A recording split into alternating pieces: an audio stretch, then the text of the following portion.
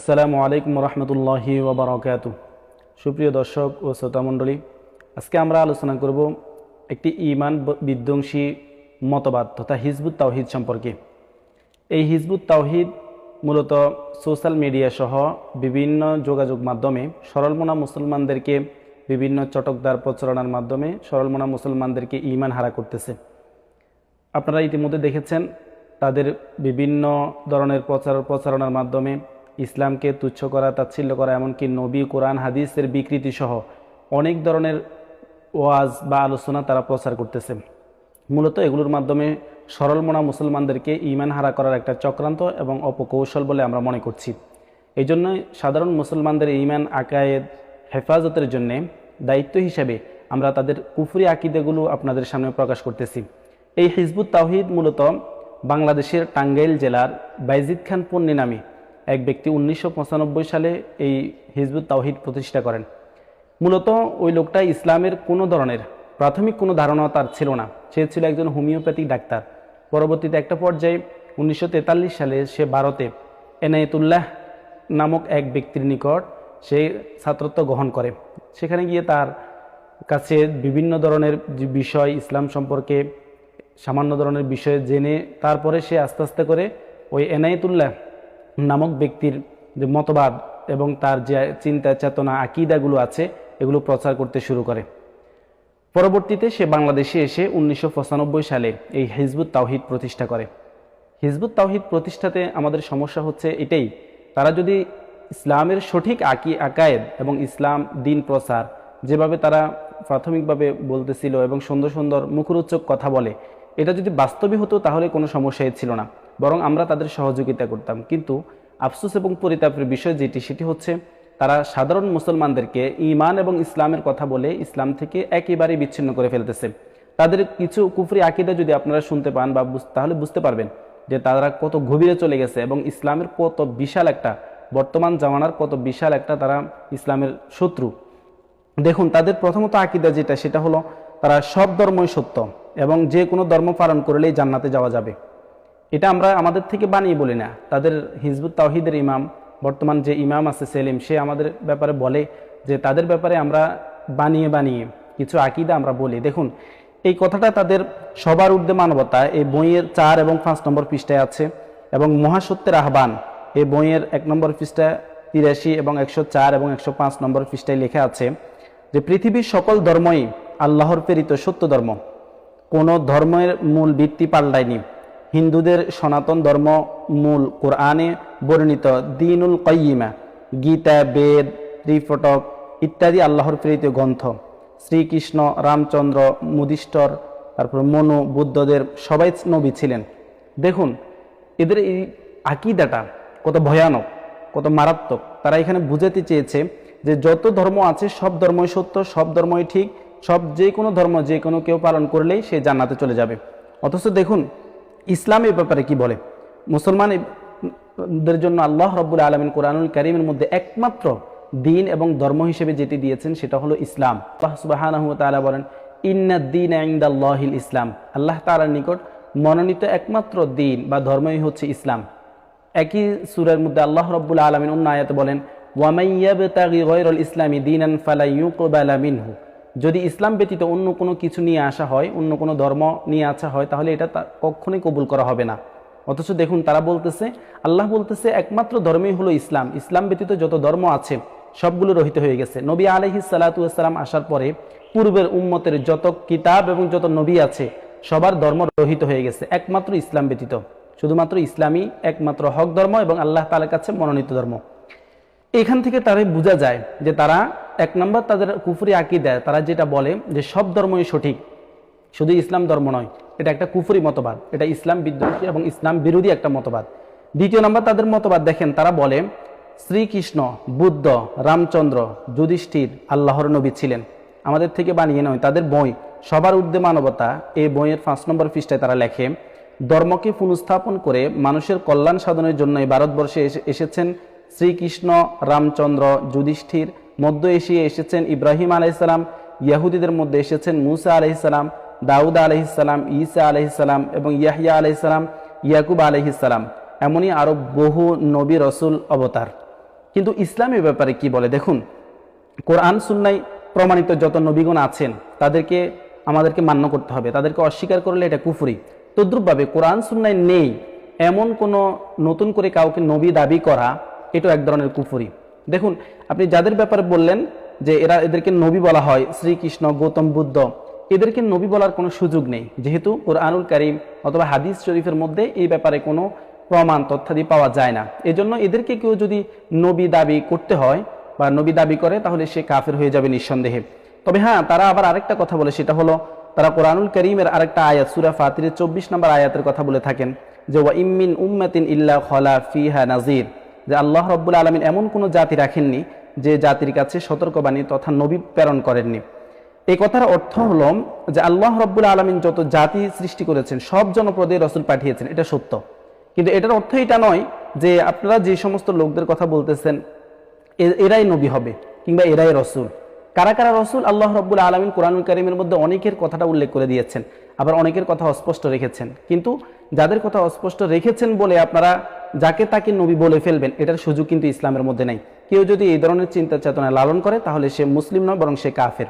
3 নম্বর, তাদের আরেকটা আকীদা দেখেন, তারা বলে নামাজ, রোজা, হজ, যাকাত এগুলো ইবাদত নয়, বরং এগুলো সেনাবাহিনীর মতো প্রশিক্ষণ, সেনাবাহিনীর প্রশিক্ষণের মতো। কোথায় বলেছে? তাদের কিতাব মহাসত্যের আহ্বান নামক এই বইয়ের 9 নম্বর পৃষ্ঠায় তারা বলছে ইবাদত হচ্ছে আল্লাহর খেলাফত প্রতিষ্ঠা করা, কিন্তু ভুল করে নামাজ, রোজা, হজ, যাকাত ইত্যাদিকে ইবাদত বলে মনে করা হচ্ছে। দেখুন, একই বইতে আবার আরেক জায়গায় বলতেছে আমাদের বুঝতে হবে যে নামাজ, রোজা, উপবাস, উপাসনা, পূজা অর্চনা এগুলো ধর্মের মূল কাজ নয়। মুহতারাম হাজরিন, আপনারা সবাই জানেন নবী আলাইহিস সালাতু ওয়াস সালাম বলেছেন বুনিয়াল ইসলামু আলা খামসিন, ইসলামের ভিত্তি হলো 5টা জিনিসের উপর, শাহাদাতি আল্লাহ ইলাহা ইল্লাল্লাহ ওয়া ইকামিস সালাহ ওয়া ইতাইজ যাকাত ওয়াল হজ্জি ওয়া সাওমি রমাজান। এই 5টি জিনিস হলো ইসলামের মূল ভিত্তি বলা হয়েছে। নবীজি ইসলামের ভিত্তি বলেছেন, নামাজ পড়া, রোজা রাখা, হজ, যাকাত ইত্যাদিকে মূল ভিত্তি বলেছেন। অথচ এরা বলতেছে এগুলো ইসলামের মূল কোনো ইবাদত নয়, বরং এগুলো হচ্ছে সেনাবাহিনীর ট্রেনিং এর মতো। তারা নামাজকে বিভিন্নভাবে বিকৃতি করে আদায় করে। ইতিমধ্যে এটা আপনারা সোশ্যাল মিডিয়া অবশ্যই দেখেছেন। তারা আমরা যে নামাজ পড়ি এটাকে তারা বিশ্বাস করতে চায় না এবং এটাকে তারা পালন করে না। দেখুন, এখান থেকে তারা হাদিসের এই অংশটাকে, এই পরিপূর্ণ হাদিসটাকে তারা সরাসরি অস্বীকার করতে শুরু করেছে যে না এগুলো, এমনকি আপনি যদি দেখেন তাদের আরও অনেকগুলো ভিডিওর মাধ্যমে এটা প্রমাণিত হয় যে তারা আসলে হাদিসকেও মানতে চায় না, হাদিসের অনেকগুলো অংশকে তারা অস্বীকার করে। তাদের আরেকটা আকীদা দেখেন, বদ আকীদা, সেটা হলো তারা বলেন সূর্য, চন্দ্র ও প্রাকৃতিক শক্তি হলো ফেরেশতা। নাউজুবিল্লাহ। দেখেন তাদের বই সাপ্তাহিক সংকলন পৃষ্ঠা নাম্বার 31, মানব জাতির প্রকৃত অতীত বর্তমান ভবিষ্যৎ, এই শিরোনামে তাদের সাপ্তাহিক সংকলনের মধ্যে এসেছে যে ভারতীয়, রোমান এবং গ্রিকরা যে দেব দেবী বিশ্বাস করেন সেগুলো এবং মালায়েক বা ফেরেশতা একই জিনিস, এরা আসলে প্রাকৃতিক শক্তি। নাউজুবিল্লাহ। দেখুন, অথচ কুরআনুল কারীমের মধ্যে আল্লাহ রাব্বুল আলামিন বলতেছেন ওয়া মিন আয়াতিহিল লাইলু ওয়ান নাহারু ওয়াশ শামসু ওয়াল কমারু লা তাসজুদুনা লিশ-শামসি ওয়ালা লিল কমারি। আল্লাহ তাআলার নিদর্শন সমূহের মধ্য থেকে দিন, রাত্র এবং সূর্য, চন্দ্র এগুলো হচ্ছে আল্লাহ তাআলার নিদর্শন সমূহের মধ্যে থেকে। আল্লাহ বলেন লা তাসজুদুনা লিশ-শামসি ওয়ালা লিল কমারি, তোমরা সূর্য এবং চন্দ্র এগুলোকে সিজদা করো না। ওয়াসজুদু লিল্লাহি, একমাত্র আল্লাহ তাআলাকে সিজদা করো। আল্লাযী খলাকাহুন্না ইন কুনতুম ইয়াহু তা'বুদুন, যেগুলোকে আল্লাহ তাআলা সৃষ্টি করেছেন। দেখুন, এগুলো আল্লাহ তাআলার আলাদা সৃষ্টি, চন্দ্র, সূর্য এগুলো আল্লাহ তাআলার আলাদা সৃষ্টি, আর ফেরেশতা আলাদা সৃষ্টি। এগুলোর সাথে চন্দ্র, সূর্য এবং ফেরেশতার সাথে কোনো ধরনের সম্পর্ক নাই। এটা একটা বদ আকীদা। কেউ যদি এই ধরনের আকীদা লালন করে বা বিশ্বাস করে তাহলে সে কাফের হয়ে যাবে। তাদের দেখুন এর থেকে আরো আগে বাড়িয়ে আরো ভয়ঙ্কর আকীদা যেটা, সেটা হলো তারা মনে করে মুজিজা প্রাপ্তির মাধ্যমে পন্নীর তারা একটা নবুয়ত দাবি করে। বাইজিদ খান পন্নীকে আল্লাহ তাআলা মুজিজা দিয়েছেন এমনটা তারা দাবি করে। দেখেন, তারা আল্লাহর মুজিজা তাওহীদের বিজয় ঘোষণা নামক এই জায়গাতে তারা 67 নম্বর পৃষ্ঠাতে বলতেছেন এর চেয়ে বড় রহমত আর কি হতে পারে যে মুজিজা তিনি নবীদেরকে সময়ে ঘটাতেন একটা একটা করে। এখন তিনি নিজে একসাথে 8টা মুজিজা 10 মিনিটের মধ্যে ঘটিয়ে দিলেন। নাউজুবিল্লাহ। অথচ আল্লাহ রাব্বুল আলামিন কোরআনুল কারীমের মধ্যে বলেন মুহাম্মদ তোমাদের কারো পুরুষের পিতা নন, বরং তিনি আল্লাহর রাসূল ওয়া খাতামান নাবিয়্যিন, এবং যত নবী এসেছেন সর্বশেষ নবী তিনি, তারপরে আর কেউ নবী আসার কোনো সুযোগ নাই। তারপরে যদি কেউ কারো নবুয়তের দাবি করে তাহলে সে সরাসরি কাফের হয়ে যাবে। ক্বালান নাবিয়্যু সাল্লাল্লাহু আলাইহি ওয়াসাল্লাম আনা খাতামুন নাবিয়্যিন লা নাবিয়্যা বাদি। নবীজি বলেন আমি হচ্ছি সর্বশেষ নবী, আমার পরে আর কোনো নবী আসবে না। এভাবে যদি আমি বলতে থাকি তাদের অনেক বদ আকীদাগুলো আপনাদের সামনে বলতে পারবো, কিন্তু ভিডিওটা অনেক বিস্তারিত এবং লম্বা হয়ে যাবে। আপনারা ইতিমধ্যে সোশ্যাল মিডিয়াতে তাদের আরও বিভিন্ন ধরনের আকীদা, বদ আকীদা এবং ইসলাম বিদ্বেষী কথাবার্তা আপনারা দেখতে পেয়েছেন।